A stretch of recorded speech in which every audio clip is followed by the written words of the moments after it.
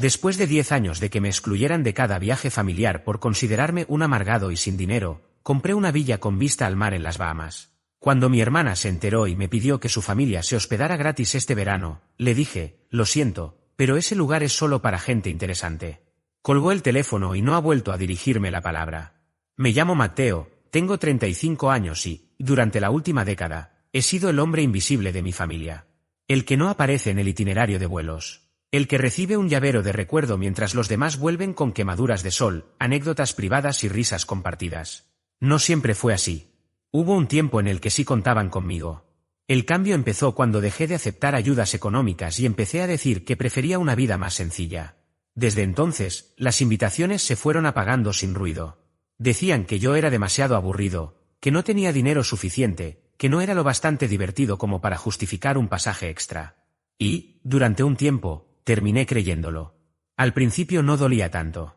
Estaba en modo supervivencia, apenas llegando a fin de mes, trabajando como freelance en soporte técnico mientras encadenaba pequeños empleos. Vivía en un diminuto apartamento de un solo dormitorio, encima de una lavandería que olía a detergente las 24 horas del día.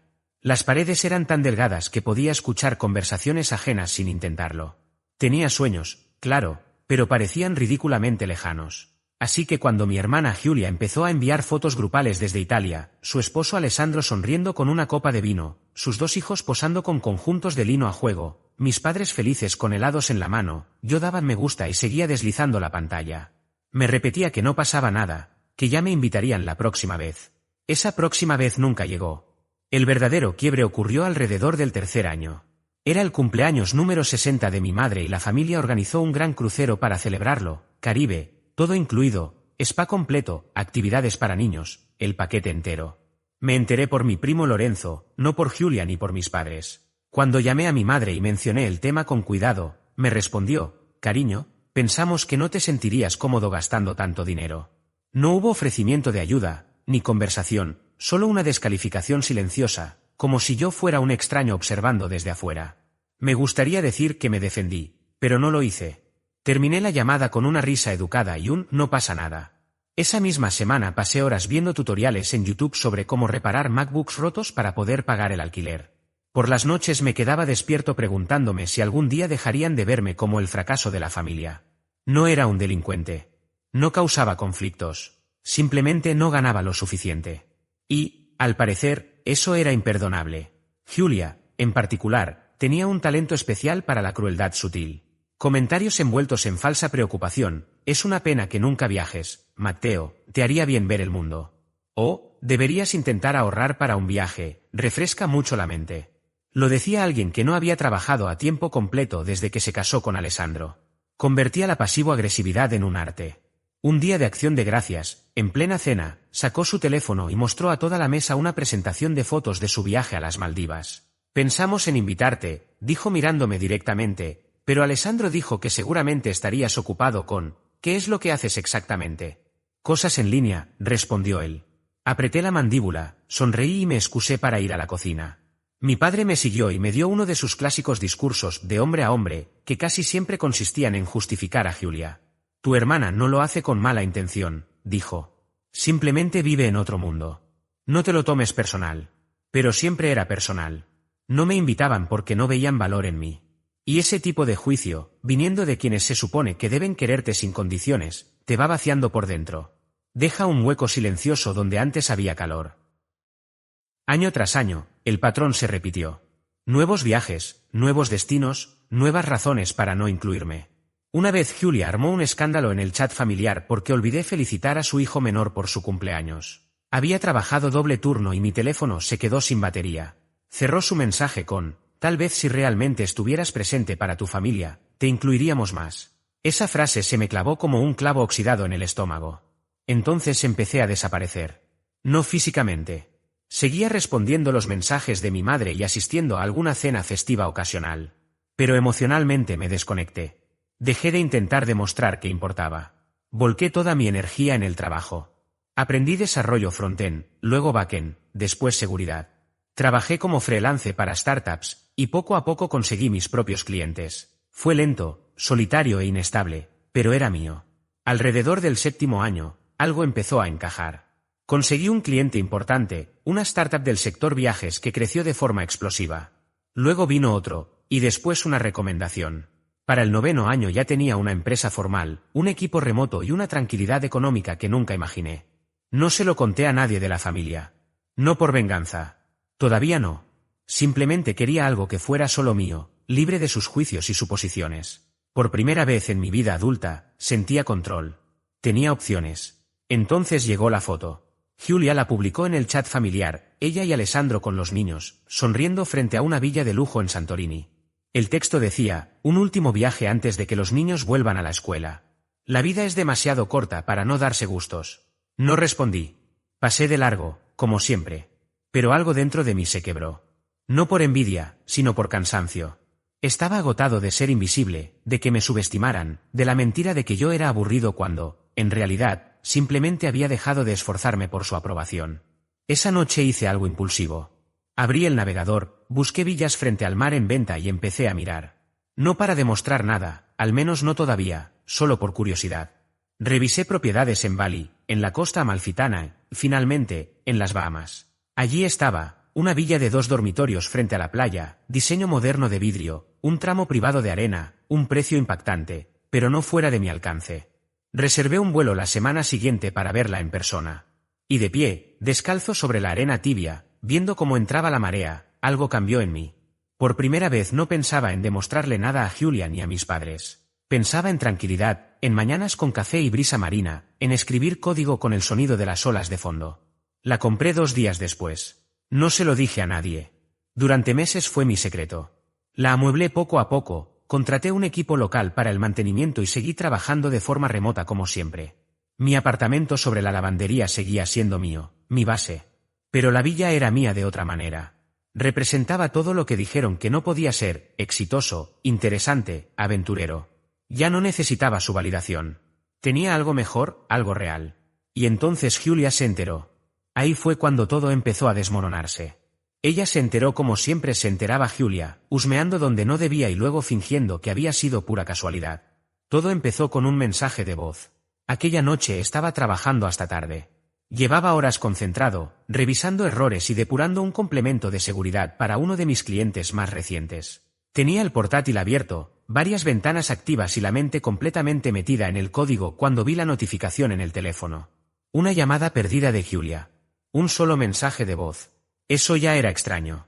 Mi hermana casi nunca me llamaba sin un motivo oculto. Si lo hacía, solía ser porque había un problema, o porque necesitaba algo que luego presentaba como si fuera un favor mutuo. Dejé el móvil en altavoz y reproduje el mensaje mientras seguía tecleando. Su voz sonaba animada, demasiado animada. Matteo, hola, hermanito, dijo con un tono alegre que me puso en alerta. Acabo de escuchar algo curiosísimo. Un compañero de trabajo de Alessandro volvió de las Bahamas y comentó que conoció a un tipo llamado Matteo, que trabaja en tecnología y compró una villa frente al mar. ¿Qué coincidencia, no? No serás tú, ¿verdad? Rió suavemente. Llámame. No lo hice. No de inmediato. Me quedé mirando la pantalla del ordenador, viendo cómo el cursor parpadeaba como si supiera que algo estaba a punto de cambiar. Porque si hay algo que siempre he sabido sobre Giulia es que, cuando muerde un hueso, no lo suelta. Y si había conectado los puntos, si realmente sospechaba la verdad, entonces esa burbuja tranquila que había construido, mi espacio, mi paz, mi logro personal, estaba a punto de ser invadida por las mismas personas que durante años me hicieron sentir que nunca era suficiente. A la mañana siguiente, el teléfono no dejó de vibrar. Antes de las 9, ya tenía 3 mensajes suyos. Matteo, no nos dijiste que compraste una villa. Es increíble. De verdad, estamos muy orgullosos de ti. Eso debió costar una fortuna. Nos tenías guardado el secreto. Y luego el mensaje que lo cambió todo. Tenemos que ir a visitarte. A los niños les encantaría. Justo estábamos hablando de ir a un lugar tropical este verano. Eso no era una idea. Era una jugada. Respondí con algo breve y calculado. Sí, compré un lugar allí. Todavía acomodándome. Espero que estén bien. Nada más. Sin invitación. Sin emoción. 10 minutos después, llamó mi madre. ¿Cariño? Giulia me contó lo de tu casa en las Bahamas. Es increíble. ¿Por qué no nos dijiste nada? No había enojo en su voz, tampoco celos. Solo ese tono maternal tenso que siempre aparecía cuando Giulia no conseguía lo que quería. La antesala habitual del chantaje emocional. Suspiré. Sabía exactamente cómo iba a terminar esa conversación. ¿Qué quieres decir, mamá? Pregunté. Durante años dejaron bastante claro lo que pensaban de mí. Quise algo solo para mí. Nada más. Estás exagerando, respondió rápido. Nadie dijo que no fueras parte de la familia. ¿De verdad? Entonces, ¿por qué nunca me invitaban a nada? El dinero siempre era ajustado, pero solo cuando se trataba de mí. Hubo silencio. Solo hubiera querido que lo compartieras antes, dijo finalmente, dejando caer la dulzura. Somos familia, Matteo. Esa palabra sonó hueca. Familia era una carta que solo sacaban cuando les convenía. Para el final del día, el grupo familiar estaba lleno de mensajes. Felicitaciones exageradas, bromas incómodas, comentarios como sabíamos que llegarías lejos o míralo, todo un millonario discreto. Todo diseñado para devolverme al rol que siempre les resultó cómodo, el que tuvo suerte de repente. Entonces llegó el mensaje definitivo de Giulia. Estamos pensando en julio para el viaje. Los niños no tienen clases y Alessandro puede pedir días libres. Pagamos nuestros vuelos, claro. Solo necesitamos dónde quedarnos, ¿podemos reservar la villa? No preguntó si era posible. Asumió que lo era. No respondí. Cerré el chat y dejé pasar un día. Luego otro. Al tercer día, volvió a llamar. «Hola», cantó. «Has estado desaparecido. ¿Todo bien?» «Mucho trabajo», respondí, manteniendo la voz neutra. Rió de forma forzada. «Siempre trabajando. Oye, sobre el viaje, los niños están emocionadísimos. Les mostré fotos de las Bahamas y les dije que quizá nos quedaríamos en la casa del tío Matteo. ¿No viste sus caras? ¿Ya les dijiste eso?» «Bueno, sí. Pensé que no habría problema. No es como si vivieras allí todo el tiempo». Dejé que ese comentario se asentara. «Es curioso», dije despacio. «Durante años dijeron que yo era demasiado aburrido para viajar con ustedes. Ahora...». De pronto, soy interesante. Hubo un silencio breve. «No seas así. Sabes que te queremos. Solo pensábamos que no te gustaban ese tipo de cosas. Siempre parecías ocupado. O tal vez no tenía dinero y nadie ofreció ayuda». Respondí. Su tono se quebró. «¿Por qué sacas el pasado ahora? Esto debería ser algo feliz». «¿Feliz para quién?», pregunté. «La villa no está disponible. No para ustedes». El silencio fue absoluto. «¿Hablas en serio? ¿Vas a decirle a tus sobrinos que no pueden quedarse en tu casa? Eso se los dijiste tú. Eres increíblemente egoísta», susurró. «Por fin tienes algo bueno y lo primero que haces es negárselo a tu familia, después de todo lo que hicimos por ti». Reí, sin humor. «¿Qué hicieron exactamente?» «Me ignoraron, me minimizaron, me trataron como si no importara porque no encajaba en su idea de éxito. Eso es la verdad». Colgó. Pero lo peor llegó días después. Giulia publicó una foto en redes sociales. El texto decía: «Cuando tu propio hermano tiene una villa en las Bahamas y se niega a compartirla con su familia, tendremos que conformarnos con un resort. Hay personas que olvidan quién estuvo ahí cuando no tenían nada». No me etiquetó. No hacía falta. Los comentarios se llenaron de apoyo tibio y juicios disfrazados de empatía. «Eso está muy mal. Tú siempre das todo. El éxito cambia a la gente. Por eso no hay que ayudar a quien olvida de dónde viene». El mensaje estaba claro. Y esta vez, lo estaba diciendo en público. No respondí. No comenté. No le escribí. Me limité a observar desde la distancia cómo, una vez más, la historia se reescribía frente a todos, siguiendo el mismo guión de siempre, Giulia como la víctima incomprendida, yo como el villano frío y egoísta. Era un libreto conocido, repetido tantas veces que casi parecía automático. La diferencia, esta vez, era otra. Algo había cambiado. Yo ya no estaba indefenso. Tenía estabilidad, recursos, claridad. Y, aunque todavía no lo había hecho, sabía que ya no estaba dispuesto a quedarme callado para siempre. Aún así, el silencio fue mi primera respuesta. No por miedo, sino por cansancio. Por esa fatiga profunda que se instala cuando entiendes que cualquier palabra puede ser utilizada en tu contra. Al día siguiente de la publicación de Giulia en Instagram, entré a mi cafetería habitual.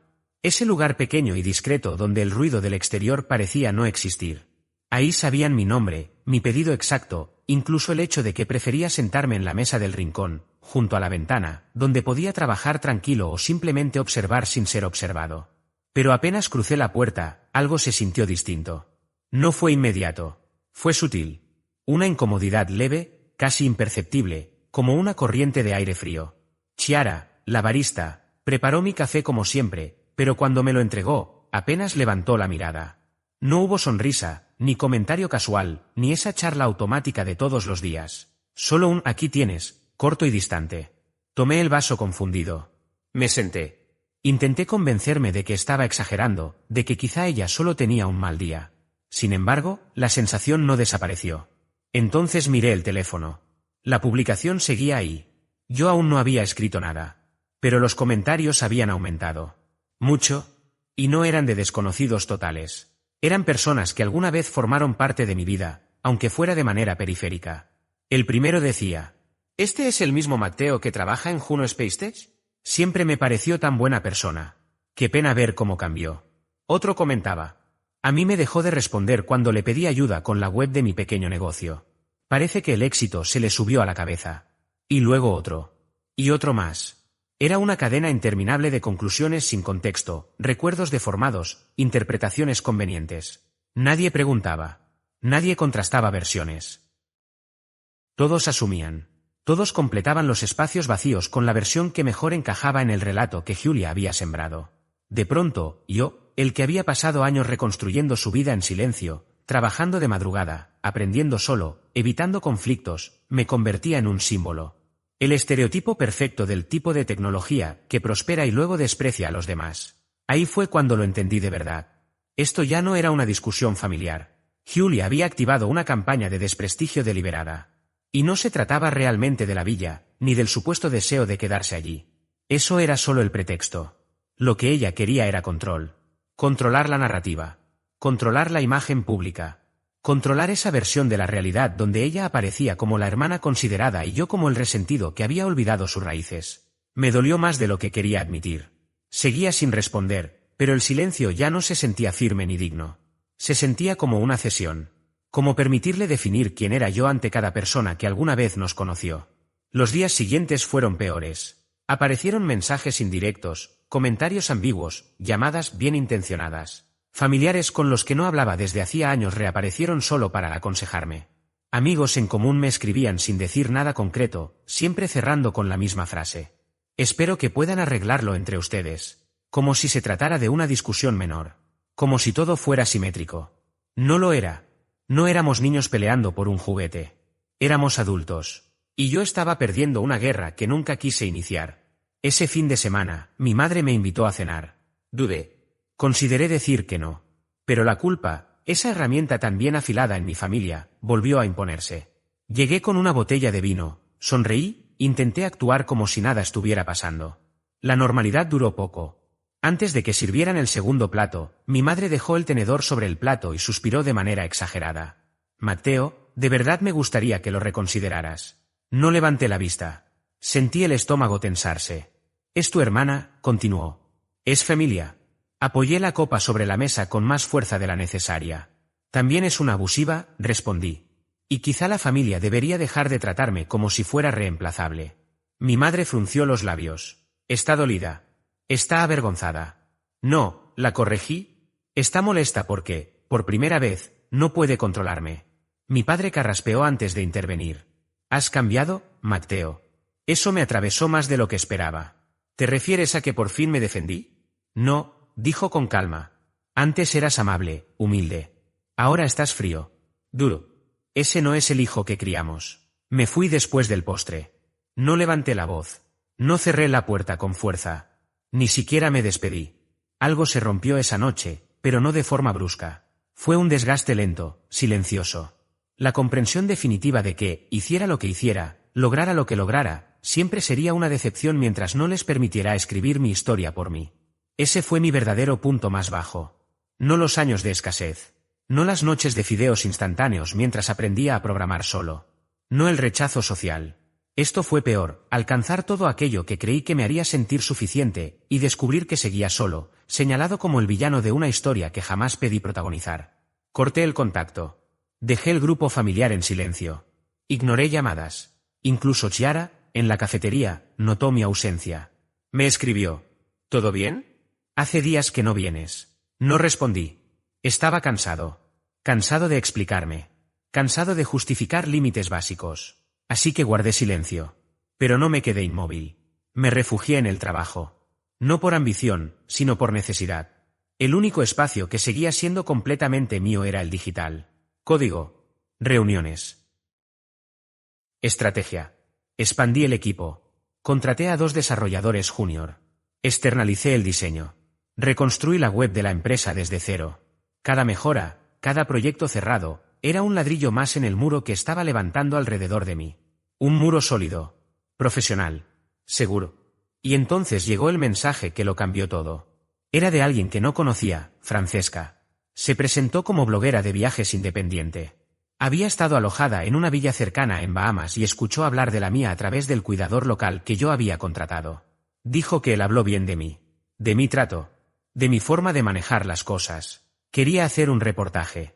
Un artículo sobre alojamientos poco conocidos, propiedades especiales pertenecientes a personas inesperadas. Al principio dudé. Lo último que quería era más atención. Pero algo en ese mensaje era distinto. No había juicio. No había exigencia. No había manipulación. Por primera vez en mucho tiempo, leí sin defensas. Nunca fue su intención exponerme ni usar mi historia como un arma.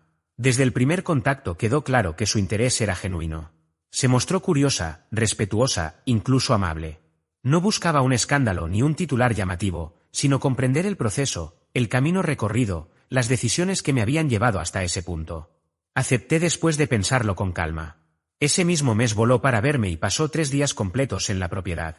Fotografió cada rincón con paciencia, me entrevistó durante horas sobre mi trabajo, mi forma de vivir y las razones que me impulsaron a elegir ese lugar en particular. Fui cuidadoso con mis palabras. Me di cada respuesta. No mencioné a mi familia ni los conflictos que había detrás de todo. Me concentré en el recorrido, en la construcción, en el proceso personal. Quería que la historia hablara del viaje, no de las heridas. El artículo terminó llamándose El constructor silencioso. Un retrato de cómo un hombre levantó la casa de sus sueños simplemente aprendiendo a decir que no al ruido externo. Cuando se publicó, no explotó de inmediato, pero comenzó a moverse con constancia. Primero lo compartieron algunos círculos tecnológicos, luego blogs de viajes, y después varias páginas enfocadas en emprendimiento. No fue una viralidad descontrolada, pero sí lo suficientemente fuerte como para provocar un cambio real. Durante las semanas siguientes, nuevos clientes empezaron a mencionarlo durante las reuniones iniciales. Antiguos conocidos me escribieron mensajes que no tenían doble intención ni sarcasmo. Mensajes sinceros. No sabía que estabas haciendo todo esto. Mis respetos. Incluso Chiara imprimió una copia y la pegó detrás de la caja registradora. Por primera vez en mucho tiempo, la historia no estaba siendo deformada por terceros. No era reinterpretada ni manipulada. Era mía. Y en ese crecimiento silencioso entendí algo importante: tal vez no necesitaba venganza para ganar. Tal vez vivir con libertad, con plenitud y sin disculpas ya era una forma de poder real. Esa claridad, sin embargo, no duró demasiado. Una semana después de la publicación, Julia me escribió directamente. Era la primera vez que lo hacía en más de un mes. Buen artículo, decía el mensaje. No sabía que ahora nos pintábamos como la familia ruidosa y pobre. Bonita narrativa. Luego llegó otro mensaje. Por cierto, mamá y papá ya lo vieron. A papá no le gustó nada. Dice que estás dejando mal a la familia. Y finalmente el remate. Supongo que estarás muy ocupado siendo famoso como para venir al cumpleaños de papá. Ahí estaba de nuevo. La distorsión, la culpa disfrazada, el intento de provocación. Esta vez no lo dejé pasar. Respondí con calma, sin ironía. La villa no es un premio. Es un límite. No creé distancia. Ustedes lo hicieron. Yo solo dejé de fingir que no dolía. No hubo respuesta. Pero su silencio no me tranquilizó. Sabía que no había terminado. Personas como Julia no aceptan perder control. Cuando sienten que se les escapa, no se retiran. Escalan. Para cuando llegó abril, ya trabajaba completamente de forma remota desde la villa en Bahamas. Al principio iba a ser algo temporal, solo un descanso breve del ruido y la tensión. Pero con cada día que pasaba, la idea de volver perdía sentido. No quería irme. No necesitaba hacerlo. Había algo profundamente reparador en despertar con el sonido del mar en lugar del tráfico o mensajes cargados de reproches. Retomé hábitos que había abandonado hacía años. Volví a correr por las mañanas. Empecé a leer sin prisa. Cocinaba comidas reales en lugar de vivir de pedidos rápidos. Incluso compré un dron y comencé a aprender fotografía aérea, algo que siempre había querido hacer pero nunca me permití por falta de tiempo. Por primera vez en una década, no estaba construyendo nada para demostrar algo a alguien. Simplemente estaba viviendo. Pero la paz tiene una forma particular de resaltar las grietas que dejaste atrás. De vez en cuando aparecían recordatorios de que la versión de Julia, esa donde yo era frío, egoísta e ingrato, seguía circulando en voz baja.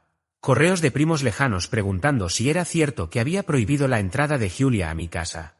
Etiquetas en publicaciones pasivo-agresivas sobre personas que cambian cuando tienen dinero. Ignoré casi todo. De verdad lo hice. Hasta que los golpes en la puerta dejaron de ser simbólicos. Lo que finalmente me obligó a actuar no fue algo que Julia dijera. Fue lo que hizo. Una mañana recibí una llamada inesperada de Salvatore, el cuidador de la propiedad. Un hombre mayor, de trato sereno, con una dignidad tranquila y un conocimiento profundo de la isla. Su voz, normalmente firme y cálida, sonaba distinta. Señor Matteo, dijo, lamento molestarlo, pero hoy vino una mujer y un hombre preguntando por la casa. Sentí un nudo en el estómago. ¿Quién es?, pregunté. Dijo que era su hermana, Julia, y su esposo. Aseguró que usted les había dicho que podían venir cuando quisieran. Traía capturas de mensajes. Me quedé en silencio. Habían volado hasta allí. Sin avisar. Sin permiso. Les expliqué que la propiedad es privada, continuó Salvatore, pero insistieron. Dijeron que era un malentendido. No los dejó pasar. Cerró el acceso. El hombre gritó, exigió, aseguró tener derecho a estar allí. Salvatore se mantuvo firme y los obligó a retirarse. Horas más tarde me envió las capturas. Mensajes falsos supuestamente escritos por mí. Claro que son bienvenidos cuando quieran. Siéntanse como en casa, también es su lugar de descanso. El formato era incorrecto. El tono no era mío. Ni siquiera escribo así. Era evidente lo que estaba intentando hacer, fabricar una situación ambigua, un dijo que pudiera usar si las cosas salían mal. Convertirse en víctima si era necesario. Ahí fue cuando algo se rompió dentro de mí. No solo había cruzado un límite. Había tomado un avión y había intentado apropiarse de mi espacio usando mentiras. Quería convertir mi éxito en su historia. Y por primera vez entendí que ya no se trataba de ignorar. Se trataba de proteger lo que había construido. Durante mucho tiempo, Julia intentó forzar su regreso a mi vida. No lo hacía por afecto, ni por una nostalgia malentendida, sino por algo mucho más básico y corrosivo. Le resultaba insoportable no tener ya control sobre mí. Sobre mis decisiones, mi espacio, mis tiempos, mi tranquilidad. Esa pérdida de poder la descolocaba, la irritaba, la empujaba a insistir una y otra vez. Cada intento suyo llevaba el mismo trasfondo, recuperar una influencia que ya no existía. Y fue entonces cuando comprendí que el conflicto real no tenía que ver con discusiones pasadas ni con heridas específicas, sino con la narrativa que ella había construido durante años y que ahora se le estaba escapando de las manos. No empecé a pensar en venganza, al menos no en el sentido tradicional. No quería humillarla públicamente ni exponerla por puro rencor. No me interesaba el escándalo ni el espectáculo. Lo que empecé a cuestionar fue algo mucho más profundo y peligroso, la verdad. La manera en que una historia repetida suficientes veces puede moldear la percepción de los demás, incluso cuando es falsa o incompleta. La versión de mí que ella había difundido, el hermano distante, egoísta, aburrido, poco ambicioso, casi irrelevante, me había costado relaciones, oportunidades, reputación y una paz mental que tardé años en reconstruir. Durante mucho tiempo acepté ese papel sin discutirlo. Me convencí de que era más fácil callar, no corregir, no confrontar. Pero el silencio también tiene consecuencias. Se filtra en la forma en que te miran, en cómo te tratan, en lo que esperan de ti. Y cuando quise darme cuenta, ya estaba pagando un precio demasiado alto por una versión de mí que no había elegido. Yo no quería destruirla. No quería vengarme. Solo quería recuperar mi nombre. Y si ella seguía empujando los límites, si continuaba cruzando líneas que ya no le correspondían, quizá había llegado el momento de dejar de retroceder y empezar, por fin, a ocupar mi propio espacio. Pasé las 2 semanas siguientes elaborando un plan con calma, sin impulsos ni decisiones tomadas desde la rabia. Pensé cada paso como alguien que ya había aprendido que reaccionar rápido suele ser perder. El primer movimiento fue contactar a Francesca, la bloguera de viajes que había escrito el artículo original sobre mi villa tiempo atrás. Le expliqué que tenía en mente una historia complementaria, algo más profundo, más humano, menos enfocado en el lugar y más en el recorrido personal que había detrás. Algo íntimo, pero honesto. Se mostró interesada, aunque claramente cautelosa. ¿Estás seguro de que quieres abrir esa puerta?, me preguntó. Esto puede remover muchas cosas, incluso algunas que creías superadas. Ya están removidas, respondí. Solo quiero ordenarlas y darles un sentido. Durante varios días trabajamos juntos en el enfoque del artículo. Le conté lo necesario, sin exageraciones ni adornos dramáticos. No hablaba desde el resentimiento, sino desde una claridad que había tardado años en alcanzar. Quería que el texto explorara lo que significa crecer siendo el chivo expiatorio de una familia, el hermano invisible, el que siempre queda fuera del encuadre, etiquetado como poco interesante, poco exitoso, prescindible. Le envié fotografías, correos electrónicos, mensajes de voz antiguos. No para atacar directamente a Julia ni para señalarla con el dedo, sino para mostrar cómo se manifiesta la exclusión en los detalles cotidianos. En silencios incómodos. En invitaciones que nunca llegan. En decisiones pequeñas que, acumuladas con el tiempo, terminan definiendo una vida entera. También quería dejar claro algo que había aprendido tarde, que el éxito no siempre consiste en ganar o destacar, sino en resistir lo suficiente como para ser escuchado cuando llega el momento adecuado. Mientras Francesca trabajaba en el borrador, yo me ocupé de otro asunto que llevaba tiempo postergando. Llamé a Salvatore y le pregunté si estaría dispuesto a implementar algo poco convencional en la villa. Se rió de inmediato, como si ya supiera que no hablaba en serio. Matteo, a estas alturas, lo que necesitas es construir un foso, bromeó. No un foso, le respondí. Solo una lista. Aceptó sin dudar. Así que diseñamos un sistema formal de registro de visitantes. Nada exagerado ni invasivo, un enlace privado, algunas preguntas básicas, una exención de responsabilidad y un acuerdo claro de respeto hacia la propiedad y el personal. Quien no estuviera en la lista, simplemente no entraba. Sin explicaciones, sin excepciones incómodas, sin negociaciones emocionales. Instalé un pequeño sistema de seguridad, actualicé el código del portón y le otorgué a Salvatore control total. Estaba encantado. Decía que la villa se había convertido en su pequeña fortaleza, y por primera vez entendí que poner límites también puede ser una forma de cuidado. Después de eso, creé un sitio web sencillo, de una sola página, para la villa bajo su nuevo nombre, Casa Horizonte. Incluía 3 secciones claras. La primera describía el lugar, fotografías, características, la vista al océano, los esfuerzos de sostenibilidad y el respeto por el entorno. La segunda explicaba el concepto de estadías privadas, solo para huéspedes aprobados mediante enlace exclusivo. Y la tercera era diferente. Inesperada. Un ensayo personal que escribí yo mismo, titulado Para quienes siempre quedan atrás. Era un texto directo, honesto, sin adornos innecesarios ni frases diseñadas para agradar. Dejaba una idea muy clara: la mejor revancha no es el castigo, sino la presencia. Vivir plenamente, con coherencia, y negarse a desaparecer para encajar en el relato de otros. No publiqué el sitio de inmediato. En lugar de eso, envié el enlace de forma privada a algunas personas clave, amigos cercanos, colegas, e incluso a ciertos familiares que siempre habían sido correctos conmigo, aunque distantes. No pedí comprensión ni apoyo. No pedí disculpas ni aprobación. Solo quería que supieran. Luego, esperé. La reacción llegó antes de lo que imaginaba. El viernes por la mañana, Francesca publicó el artículo bajo el título, Reescribiendo el papel.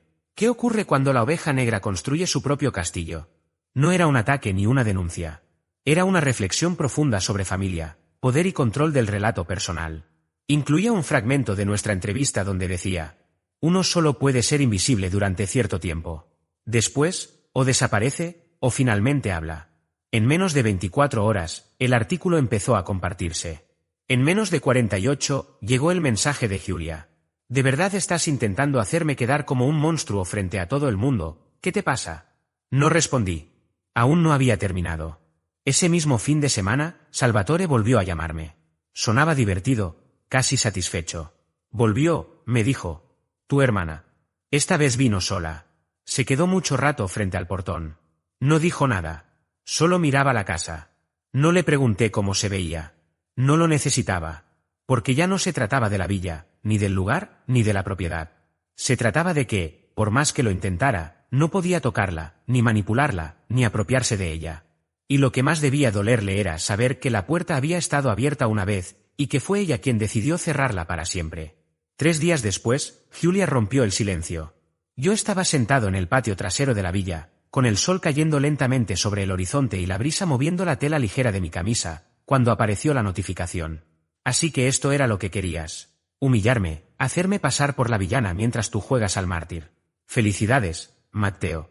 Ganaste. Espero que haya valido la pena. Leí el mensaje sin prisa. No había disculpas. No había reconocimiento.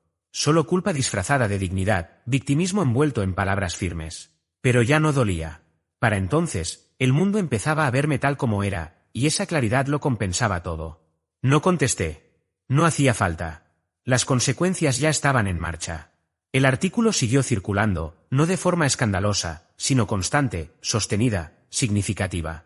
Generó debates en foros, podcast y espacios de conversación sobre familias disfuncionales, límites y la recuperación de la propia voz. Psicólogos lo compartieron. Creadores de contenido lo recomendaron. Mi correo se llenó de mensajes, de desconocidos, de antiguos compañeros, de parientes lejanos. Uno, en particular, se quedó conmigo. Era de mi prima, quien durante años había repetido cada palabra de Julia sin cuestionarla. Lo siento. Nunca te defendí.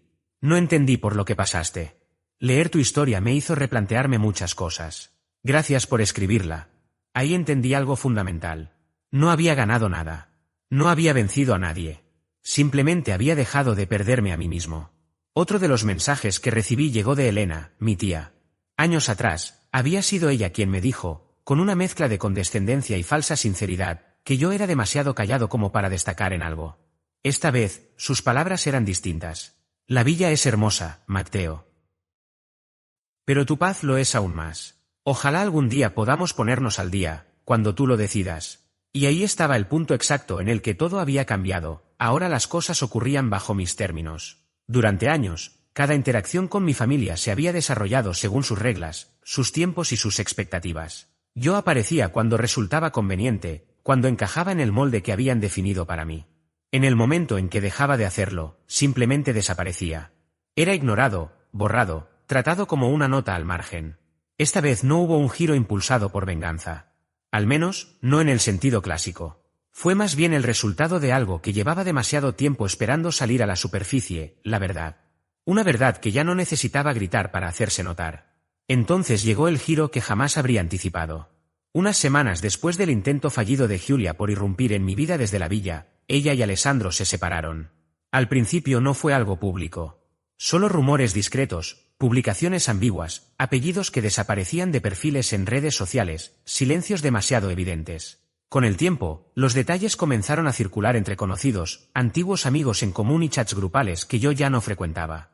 Según lo que supe, Alessandro había terminado agotado.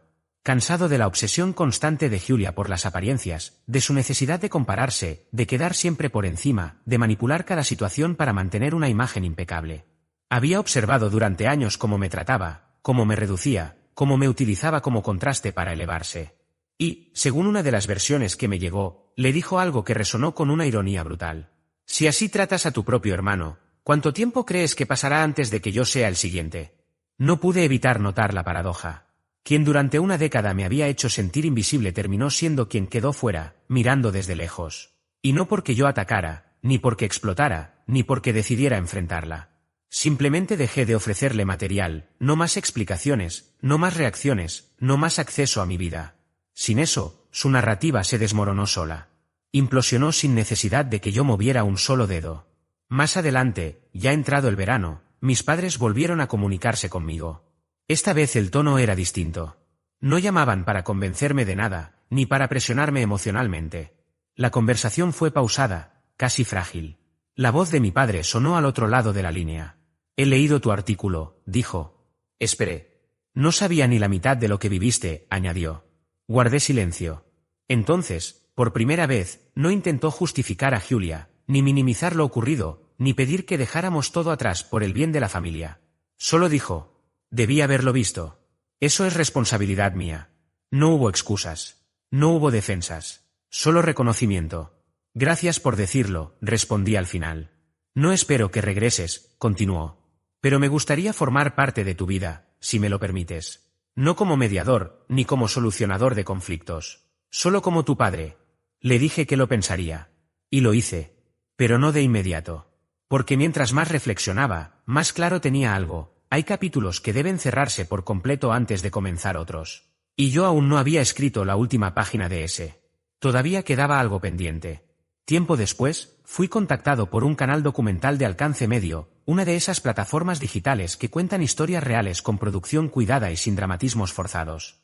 Habían leído el artículo, explorado el sitio de la villa y querían hacer un reportaje breve. Mi primera reacción fue rechazar la propuesta. No quería exponerme. No quería convertir mi vida en contenido. Pero cuanto más lo pensaba, más entendía que ya no se trataba solo de mí. Era también por todos los niños callados que crecieron sentados a una mesa familiar mientras otros los ridiculizaban.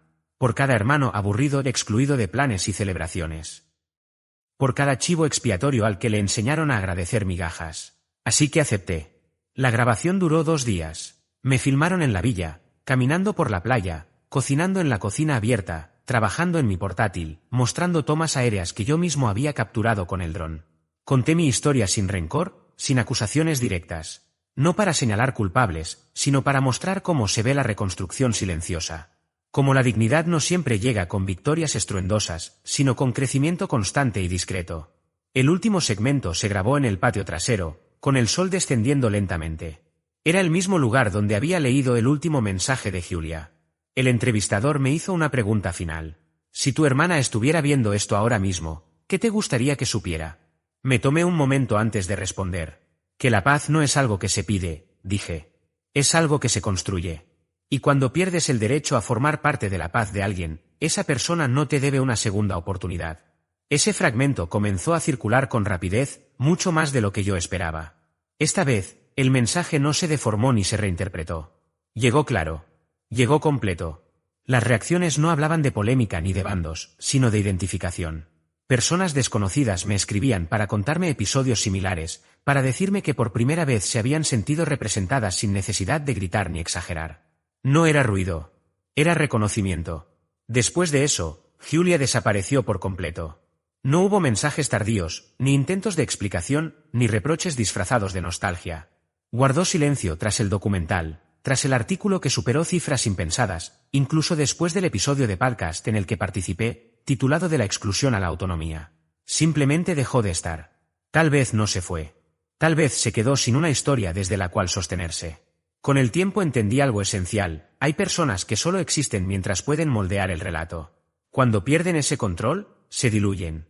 Porque no saben habitar un espacio donde ya no dictan las reglas. Lo que nunca prevén es esto, que el verdadero punto de quiebre llega cuando dejas de buscar su validación. Cuando abandonas el esfuerzo por encajar en lugares que te empequeñecen. Cuando eliges construir con paciencia, mientras otros se distraen desacreditando los cimientos. En ese momento no hay confrontación, no hay victoria visible, pero hay algo más duradero: calma. Claridad. Descanso. Hoy mi vida sigue su curso sin grandes proclamaciones. Paso temporadas en la villa. Continúo con mi empresa. Entro al mar temprano, camino por la arena al caer la tarde. A veces recibo amigos, otras veces escribo, y en noches especialmente silenciosas vuelvo a leer el mensaje que detonó todo. Estamos pensando en julio para el viaje a las Bahamas. Sigo sonriendo al recordarlo, porque mi respuesta nunca cambió. Lo siento, es solo para personas lo suficientemente interesantes. Ahora ya no hace falta explicarlo. No dejé a nadie fuera. Simplemente avancé. Y algunos no supieron seguirme.